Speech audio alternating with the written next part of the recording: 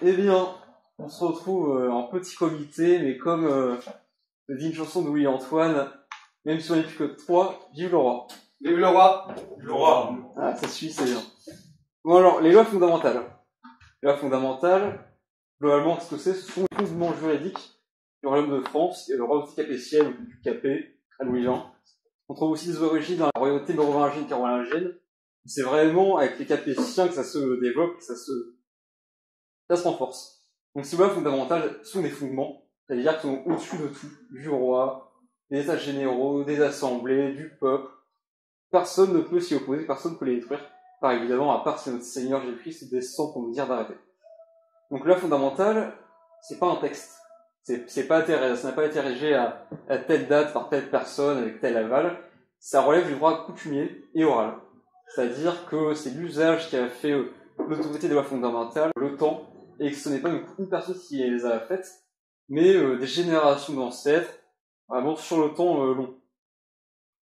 Alors, une grosse erreur qu'on peut faire pour essayer de résumer les lois fondamentales et d'expliquer des comparatifs modernes, qu'est-ce que ça pourrait être?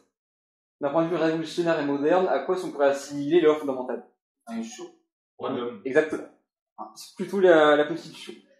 C'est pas du tout ça. C'est une Constitution, c'est quoi? C'est le souverain ou le régime en place qui va accorder des droits et des principes au peuple. Il va dire par exemple, je donne la liberté de la presse, je ne reviendrai pas dessus, c'est un droit acquis que vous avez. Donc on peut le voir avec un principe assez idéaliste révolutionnaire de là, c'est l'égalité, c'est un don que nous fait le souverain, mais plus concrètement, c'est la négociation, des compromis, c'est le roi qui se soumet. Il dit donc ça c'est trop dur à appliquer, donc je vous le donne, et on l'oublie. Et les constitutions, leur propre également, c'est d'être écrites. La France elle a connu une quinzaine dans ses périodes révolutionnaires, on les écrit à telle date, on dit qu'elles sont sacrées, inamovibles, et 2 ans plus tard, on les change. On pourrait tenter, nous aussi, en tant que royalistes, de se dire, bon, peut-être que le principe n'est pas idéal, peut-être que les lois sont partiellement bonnes, mais on peut faire des constitutions qui seraient saines. Et du coup, on écrit une. Sauf qu'écrire une constitution, c'est tomber dans le piège révolutionnaire, et donc on serait forcément tenté de vouloir l'améliorer, entre guillemets, de la développer, etc. Par exemple, très concrètement, on pourrait dire, comme les orléanistes, on pourrait créer le vice de pérégrinité. C'est-à-dire dire tous les étrangers sont exclus de la succession de France. On pourrait aussi dire avoir un roi qui est de droit divin par la naissance, c'est archaïque. On va faire une élection, on va prendre le meilleur des princes. On pourrait dire, au lieu de prendre le fils aîné, on va prendre le fils le plus compétent. Sauf que faire ça, c'est vraiment faire une dégringolade. Les révolutionnaires, ils ont commencé par des choses belles en principe, on va dire, mais c'est bon, c'était déjà mauvais, et petit à petit, ça se casse la figure. Moi, je suis sûr d'une chose, si aujourd'hui on casse la loi de primogéniture, dans 2 siècles, on instaure l'infanticide dans la Constitution. Vous allez me dire, c'est tellement irréaliste, aucune société ferait ça, c'est inimaginable, n'est-ce pas? Donc, il faut conserver la fondamentale telles qu'elles sont, inamovibles, sacrées pour le coup. Et pourquoi? C'est pas parce qu'on est des... Vous savez, qu'il y a cette caricature légitimiste qui a un peu cet intello qui fait que lire, qui fait que étudier, qui s'intéresse à des choses dont tout le monde se fiche, des choses qui ne servent à rien. Tu te sens vieux? Non, parce que moi je colle les affiches de temps en temps. Du coup, ça va. La loi fondamentale, on pourrait se dire que ça ne sert à rien. Mais non, c'est totalement l'inverse. Parce que la loi fondamentale, c'est la stabilité du royaume de France, c'est la continuité. C'est pas le choix, mais la reconnaissance du souverain légitime, et ce, de manière intemporelle. Donc je vous présente mon plan pour cette conférence. Donc on fera d'abord la fameuse loi salique, avec la primogéniture, les hommes, etc. Ensuite, l'inaliénabilité du domaine royal et la catholicité, donc un peu de souveraineté et de point de vue religieux. Et enfin, ce qui fait vraiment débat de nos jours, c'est l'indisponibilité et les qualités de la succession royale. Donc nous commencions avec la loi salique. Donc, la loi salique qui fait référence aux Francs salésiens, donc c'est la tribu franque de laquelle est issue Clovis, avec Childéric, Clodion, etc. Et il ne faut pas confondre du coup notre loi salique avec le code de la loi salique et des Francs salésiens. Ce code, il est rédigé entre le 4e et le 6e siècle de notre ère, par les Francs salésiens, et ça va globalement régler les amendes des Francs pour tout ce qui est vol, les dégradations, les viols, etc., etc. Mais du coup, il ne faut pas mélanger, il ne faut pas se leurrer. nos lois fondamentales trouvent leurs origines dans cette loi salique. Donc à la fin de l'Antiquité et début Moyen-Âge. Et pourquoi du coup est-ce qu'on trouve une origine? Parce que moi ici ça traite surtout du vol, etc. Il y a aussi une part importante sur l'héritage et la succession. Évidemment la succession est royale. Ensuite, la primogéniture mâle. Donc pendant longtemps, donc chez les Mérovingiens c'est toujours fait, ça a poursuivi chez les Carolingiens. Quand le roi meurt, on divise le royaume entre les fils, tous les fils. Si un roi a 2 fils, ça fait 2 petits royaumes, où l'unité est maintenue. En tant que Clovis meurt, il y a 4 royaumes francs, ça fait 4 royaumes, mais le regnum francorum demeure, en théorie. Du coup, Louis Ier, donc qui règne après Charlemagne en 1840, est le dernier roi à vraiment faire une division entre ses fils. Et donc, si on connaît l'histoire de l'empire de Charlemagne, on sait qu'il s'effondre en grande partie avec ce partage, avec le Pépin d'Aquitaine, Louis Germani, Lothaire et Charles, notre Charles de Le Chauve. Et ce partage, du coup, crée des guerres civiles, crée des divisions, des querelles. C'est un peu la question de qui sera l'empereur, qui sera le chef des frères. Du coup, on s'arrête avec cette idée de partage et on passe en primogéniture mâle, c'est-à-dire que c'est le fils aîné illégitime qui hérite de tout le royaume. Les autres fils n'ont rien.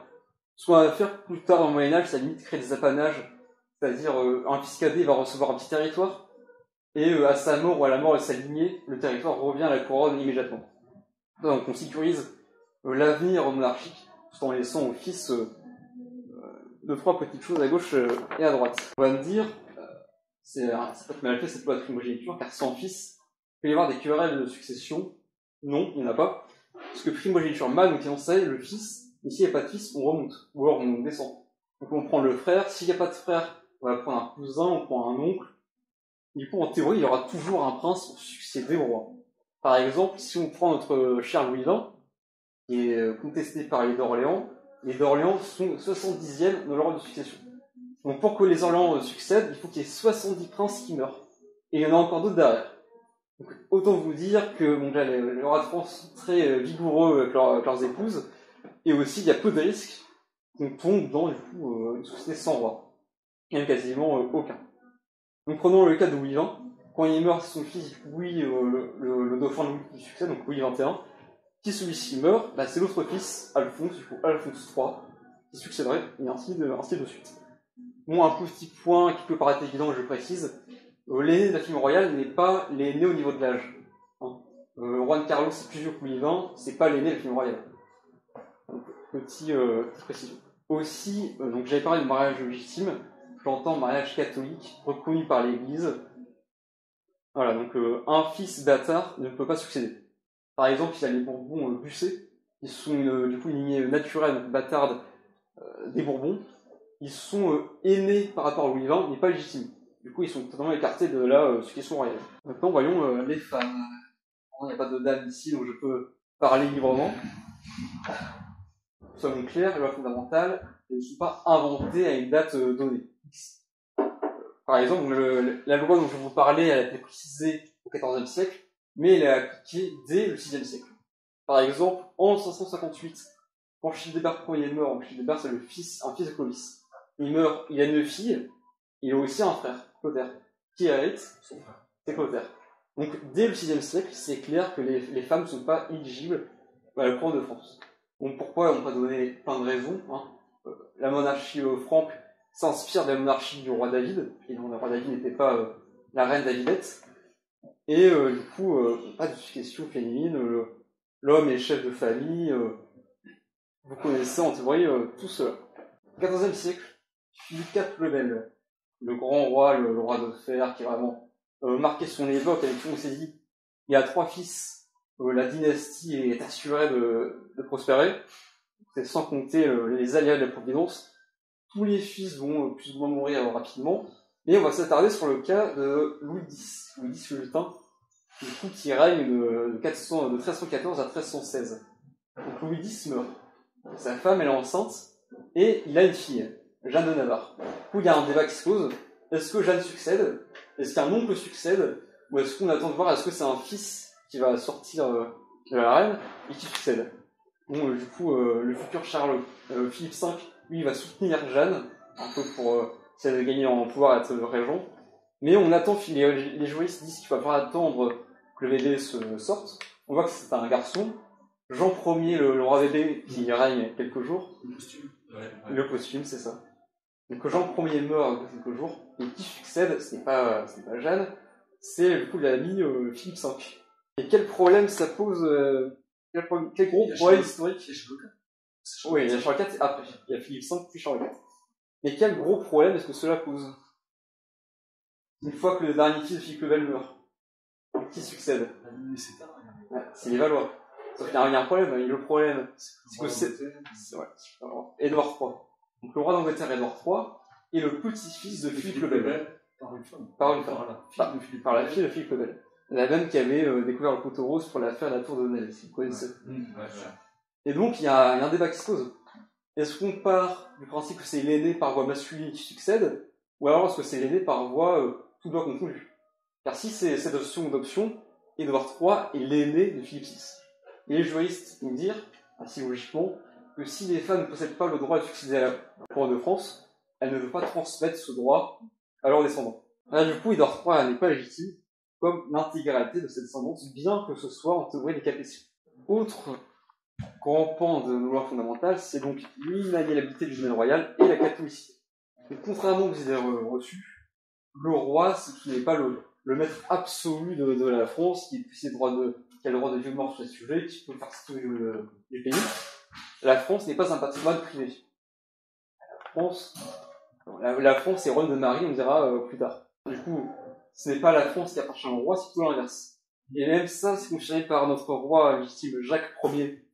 Tous ceux qui sont perdus, on est 1909-1931, dira que le roi ne peut renoncer à la France, mais la France peut renoncer à ses rois, par la Révolution. Du coup, le roi, quoi qu'il arrive, est attaché à la France. Ça, il ne peut absolument rien faire contre cet état de fait. Donc, l'inaliénabilité, d'où ça vient?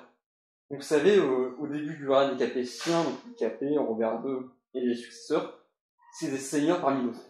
C'est les premiers des seigneurs. On dit à les Capets, qui t'a fait roi? Entendu, si des seigneurs qui t'ont fait roi, t'es juste un seigneur parmi d'autres. Mais avec le développement de la royauté capétienne, du coup, au XIIe et XIIIe siècle, Saint-Louis, c'est par là, forcément, le prestige de la royauté française a été décuplé. Et donc, le roi n'est plus un souverain parmi d'autres, c'est le souverain. Et donc, au milieu de cette féodalité qui n'est pas encore totalement terminée, il y a encore des querelles, on peut tenter d'échanger des terres. Le peuple, donc là, c'est vraiment les sujets du roi. Ils vont faire pression auprès de Philippe V. Du coup, Philippe V, en 1318, il va acter, oui, la France c'est ma terre, je ne vais pas l'échanger, je ne vais pas l'abdiquer, pour essayer d'apporter de la stabilité.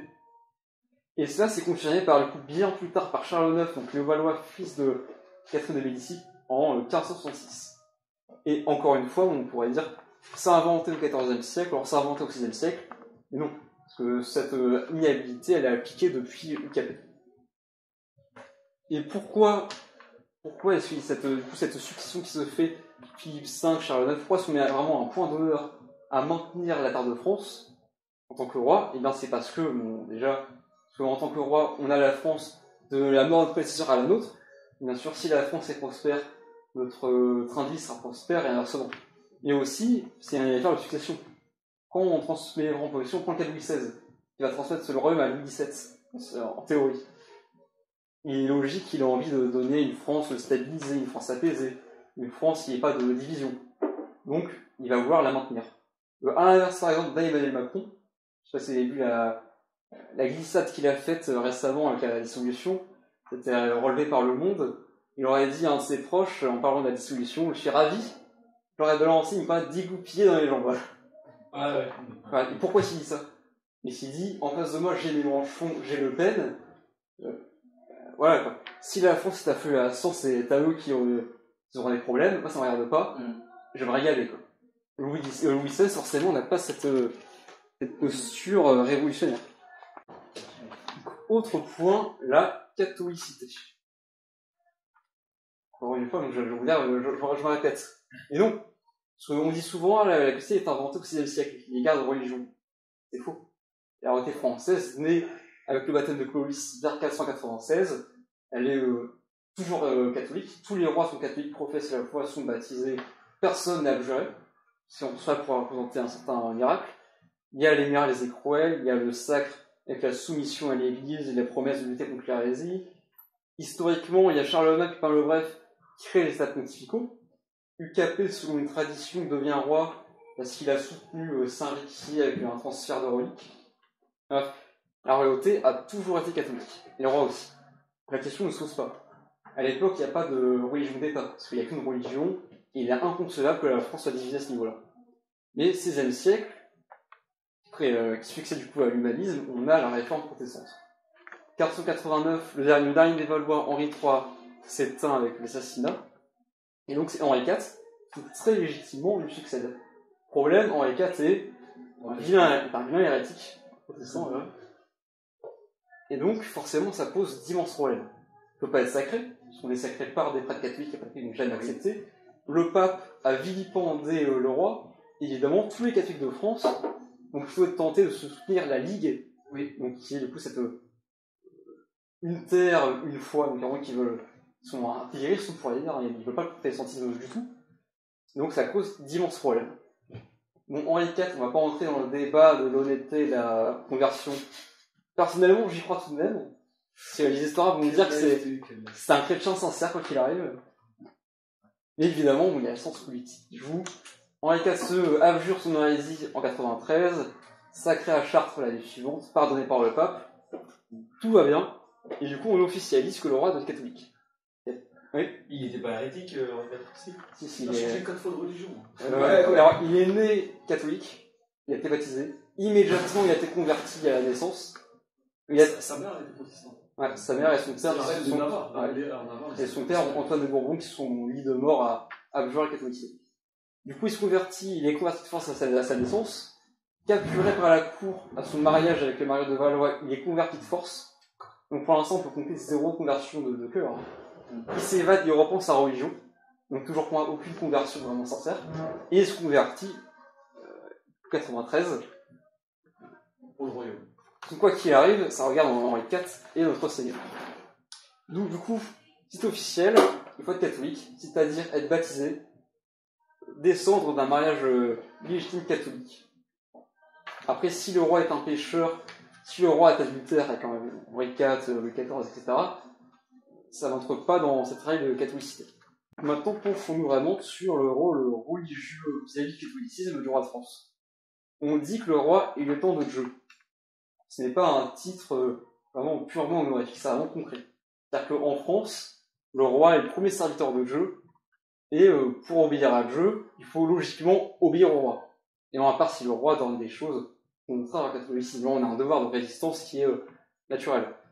Donc ce qu'on peut voir souvent du côté des providentialistes, c'est ce côté vraiment messianique du roi, le grand monarque qui viendra nous sauver. Le providentiel. C'est ça. Où il vient même réfute ce qualificatif d'homme providentiel, et il a raison, parce que le roi n'est pas divin, c'est rarement un saint même, donc on ne peut pas l'adorer, on ne peut pas le prier, à part Saint Louis, bien sûr, pour prier avec lui. Le roi n'est pas Dieu, le roi n'est pas autre, même si évidemment, ce n'est pas juste un homme qui se service de Dieu. Le roi peut faire le miracle cruel, le roi est sacré, le roi il est à cheval, on va dire, entre... On disait autrefois, c'est un peu perdu au Moyen-Âge, le sacre est reconnu par certains comme un sacrement. C'est terminé, c'est au XIIIe siècle, on arrête de parler de sacrement. Et on peut parler de... le roi, c'est un prêtre. Le roi, il est égal d'un évêque. Évêque du dehors. Évêque du dehors. C'est ça. En tout cas, ce qui est sûr, c'est que de nos jours, ça a un peu mis de côté. Et du coup, le roi, au-delà de ce rôle, doit-il faire concrètement? Il doit bien sûr assurer le bien matériel de ses sujets, il doit veiller à la paix, au bien commun, à la charité, etc. Mais contrairement à un président qui, lui, n'en a strictement rien à faire, il veille au salut des âmes. Car le roi a un devoir, c'est de faire en sorte que les Français atteignent le ciel après leur mort. Donc ça se fait par diverses manières, évidemment. Soutien de l'Église, modèle personnel convaincant, on ne finance pas des mosquées mais des églises. Vous voyez vraiment le genre. Ensuite, du coup, logique, le roi servait le jeu, il sert l'Église. Ça se fait par deux manières. Donc, la manière pure morale, de professer les valeurs évangéliques, faire le credo, etc. Et plus concrètement, c'est défendre l'Église quand elle est attaquée. Donc, Donc Louis XX fait ce qu'il peut avec les mains calmes, c'est-à-dire que quand il y a un sacrilège ou autre, il prend parole. Quand il y a du vandalisme exacerbé, il prend parole. Pour la cathédrale Notre-Dame, il a pris parole. Mais plus concrètement, si il est attaqué physiquement, le roi a le devoir d'intervenir. Pépin le Bref l'avait fait, Charlemagne l'avait fait, et plus récemment, qui est du coup moins connu, Charles XII. Charles XII. Du coup, Charles XII, en 1970, n'est pas encore prince légitime, il est juste bon team royal. Il part à Rome pour prendre les armes pour défendre la ville de la ville. Il va être blessé, c'est un échec, mais on voit que du coup la tradition est toujours respectée. En 1870. Oui, c'est les oeuvres. Les oeuvres. Et bon, bref, Charles XII a maintenu la tradition de défendre l'Église. Donc, plus concrètement pour le peuple, est-ce que le roi a l'obligation d'obliger le peuple à être catholique? Nous, on a envie de dire oui, catholique, la vérité, c'est la voie du salut, c'est ce qu'il faut faire. Mais bon, l'histoire nous a pas trop raison. Henri IV édit Nantes, et les connaisseurs nous diront que l'édit Nantes était prévu pour être cassé. Si on regarde la cire qui signe l'édit Nantes, on voit qu'elle est marron, ça veut dire que c'est un édit temporaire. Et du coup, quand Louis XIV, en 1785, par l'édit de Fontainebleau, réévoque l'édit, il fait ce qui est prévu. Donc, c'est mal fait, les hellénistes qui vont... La France est catholique, il n'y a aucun protestant, on ne parle pas de dragonnade. Louis XVI révoque l'édit de Fontainebleau. Donc, de nos jours, si Louis XX a au pouvoir et dit « je détruis les mosquées, je détruis les synagogues, etc. » Donc là, c'est sûr que si Louis XX refait comme Louis XIV, guerre civile, ça nuit au bien commun, ça nuit absolument tout. Du coup, les libertés de culte et de conscience seraient préservées en cas de restauration. Donc, dernier point, et comment cette image résume parfaitement la chose. Donc, si on connaît, c'est Louis XVI, Marie-Antoinette, à la mort de Louis XV. Guidez-nous, protégez-nous, mon jeu, nous voyons trop jeunes.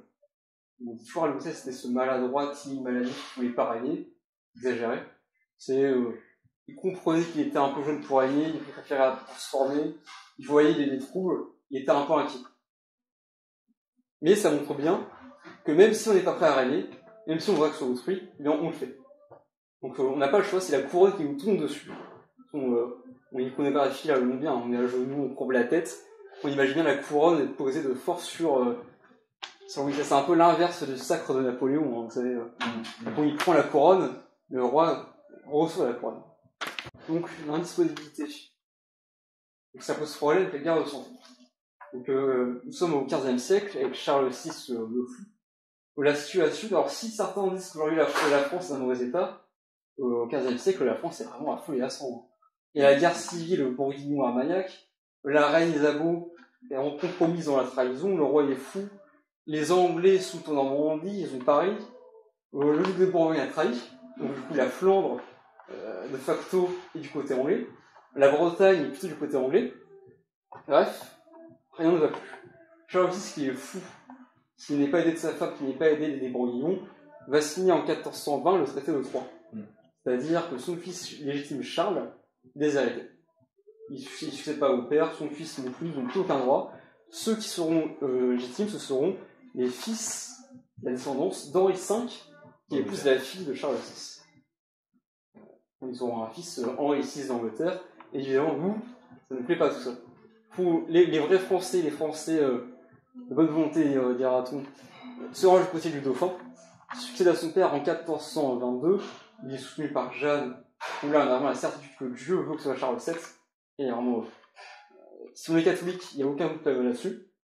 Charles VII en plus, il gagne, la guerre s'arrête en 1453, mais cette question a vraiment divisé les légistes. Évidemment, les légistes français pro-Charles VII le soutiennent, ils rappellent l'indisponibilité des couronnes, et les anglo-bourguignons vont dire, et non, ils soutiennent la tradition que par les femmes on peut succéder. Donc même si imaginons qu'il n'y a pas d'indisponibilité, les droits que la fille de Charles VI transmet à son fils sont nuls. Ça avait été acté un siècle plus tôt qu'ils étaient nuls. Donc quoi qu'il en soit, on est sûr et certain que le successeur est Charles VII. Personne ne peut modifier la succession royale. Le roi ne peut pas abdiquer. Ne peut pas dire à un successeur non, c'est pas toi qui succède. Pareil pour le successeur, pareil pour une assemblée, pareil pour n'importe qui. C'est-à-dire que le roi pourrait être n'importe qui, n'importe comment, aucune importance, il est roi, et rien ne peut changer ça. Non, ça pose des problèmes avec nos amis orlanistes.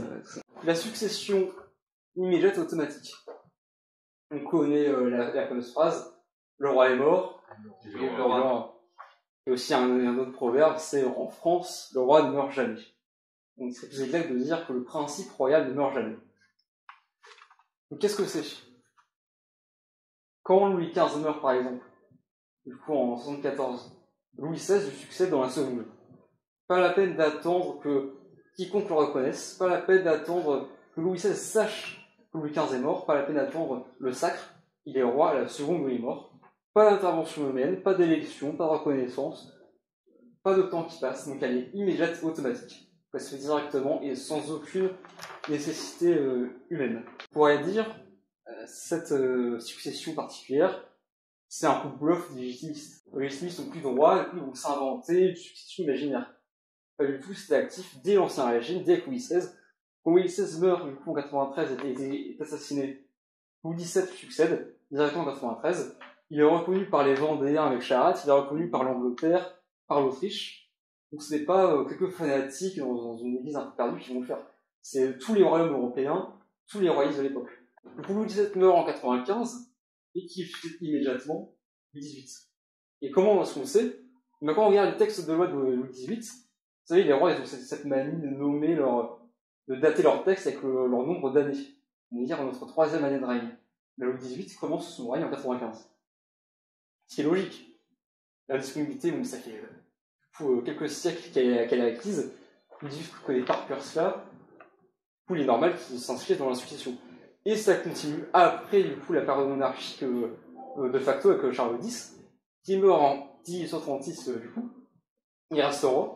Bon, encore une fois, c'est pas minoritaire, hein. Il y a énormément de gens qui reconnaissent roi. Il y a notamment Chateaubriand qui va lui rendre visite. Il y aura on parle aussi dans notre tombe des échanges qu'il a. Il lui dit c'est le roi, il a une cour, la cour le reconnaît comme roi, il a des obsèques royales. Et si on va dans son tombeau en Autriche, il me semble, il n'y a pas de bêtises, Osdorf. Ouais. Et bien c'est marqué Charles X. C'est pas Charles de Bourbon, c'est pas le comte d'Artois ou autre, qui est bien roi. Et la succession se fait du coup de cette manière de Charles X et Louis XI. Louis XIX, Henri V, Jean III, Charles XI, Jacques Ier, Charles XII, Alphonse Ier, Henri VI, Alphonse II et Louis XX.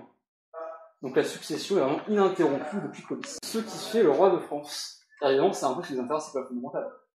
Si on a des lois aussi précises et aussi claires, c'est bien pour arriver à ce personnage. Donc, c'est quoi un roi de France? C'est qui? C'est le temps de Dieu. C'est la providence qui désigne. J'ai dit pas d'élection, pas de reconnaissance humaine, aucune manipulation, c'est uniquement les naissances. Et on sait que par les naissances, par la mort, la providence peut se manifester. Ou aucune intervention. S'il y a un responsable pour désigner le roi, c'est Dieu. C'est pour ça qu'on dit qu'il est devant Dieu. Droit divin, globalement, en d'autres mots, c'est quoi le droit divin? On en parle énormément sans savoir ce que c'est. C'est reconnaître que l'autorité vient de Dieu, comme l'explique saint Paul, et se placer en cohérence de cette autorité. Donc, servir Dieu, servir l'Église, etc. Souvent les progressistes vont me dire c'est un truc complètement délirant, pas spécialement. Donc je l'ai dit, le roi c'est la naissance, c'est le sang, c'est pas la culture, c'est pas l'accent, c'est pas la résidence. Les orléanistes, j'en parlerai un peu en conclusion, mais ils ont rien compris là-dessus. Quand on leur parle de Louis XX, qu'est-ce qu'ils vont dire? Ils vont dire il a un accent espagnol, il n'est pas roi de France. Il faudrait leur mettre l'accent de Saint-Louis, l'accent de Charlemagne. Une anecdote assez amusante, Louis XVIII. Quand il revient en France à la Restauration, à son époque, pour dire roi, on dit roué. Sauf qu'entre-temps, la langue a évolué et on dit roi. Et quand Louis XVIII arrive, il dit « je suis le roué de France ». Ça provoque un peu des moqueries côté républicain, orléaniste, mais ça montre que même avec une prononciation, un accent différent des Français, ça ne change rien. Et tu vois, avec Napoléon, personne ne dit rien. Mais lui, il avait un accent aussi. Napoléon le glorifie. Napoléon avait un gros accent, en effet. Après, j'ai envie de dire, si les orléanistes veulent un accent français, et qu'ils soient ravis, Macron a une belle tête, je suis sûr que c'est un Français de souche. Une belle tête. Il va dire que c'est gay, lui. Bah, alors, avec Brigitte, on sait pas. Bref, l'accent de France, c'est l'accent contre-révolutionnaire. Il me semble que c'est Jacques-Henri VI Il disait il vaut mieux avoir un accent castillan qu'un accent révolutionnaire. Et du coup, quelle opposition est-ce qu'on a avec toutes ces lois fondamentales? On a deux camps qui se forment, les légitimistes et les autres royalistes, royalistes, providentialistes, tout ce qu'on veut. Et du coup, on a un camp qui suit la tradition. On suit la tradition qui existait depuis UKP, trouve ses racines dans Clovis, dans Charlemagne. Et à côté, on a des gens qui, de nulle part, ils sortent de leur chapeau des règles. Ils disent, je suis influencé par la Révolution, du coup, moi, je veux un roi de souche. Moi, je suis influencé par la culture jacobine de la France, donc je veux un accent parisien. Est-ce qu'on imagine Jean Lassalle, qui a un accent campagnard? On imagine bien les orléanistes se moquer de lui. Je pense que c'est un accent français. Alors, un accent alsacien, un accent... si on va dans le sud-est, ça pose aucun problème. Du coup, oui, donc les orléanistes, c'est des inventions pour la fondamentale, des mensonges. Alors, loi de nationalité vont dire que c'est la règle mest. On aura l'occasion d'en parler dans les autres conférences que j'ai déjà préparées. Et passons à la conclusion.